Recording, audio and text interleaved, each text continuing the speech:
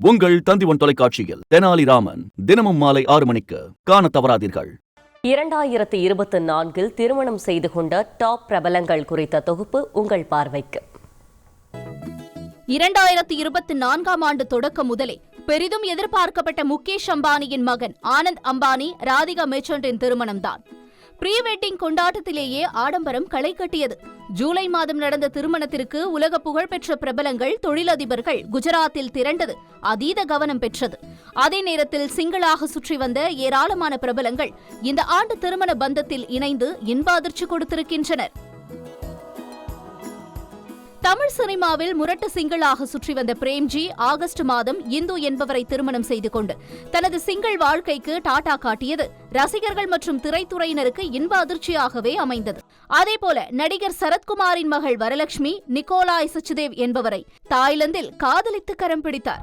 நடிகர் அர்ஜுனின் மகள் ஐஸ்வர்யாவுக்கும் தம்பி ராமையாவின் மகன் உமாபதிக்கும் சென்னையில் காதல் திருமணம் கோலாகலமாக நடந்தது. இந்த வரிசையில் இணைந்துள்ள நடிகை மேகா ஆகாஷ் காங்கிரஸ் மூத்த தலைவரான திருநாவுக்கரசுவின் மகன் சாய் விஷ்ணுவை கரம் பிடித்தார்.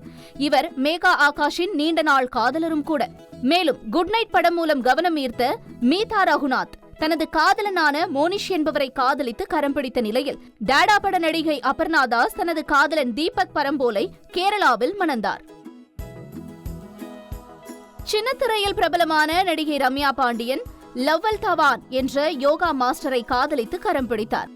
இதற்கிடையில் நெப்போலியனின் மகன் தனுஷுக்கு டோக்கியோவில் நடந்த திருமணம் பரபரப்பாக பேசப்பட்டது. NGK, ஸ்பைடர் உள்ளிட்ட படங்களில் நடித்த நடிகை ராகுல் பிரீத் சிங் தனது காதலனான ஜக்கி பக்னானியை மணந்தார். நீண்ட நாட்களாக காதல் புறாக்களாக சுற்றித் திரிந்த சித்தார்த் அதித்தி ஜோடி இந்த ஆண்டு திருமணம் செய்து கொண்டனர்.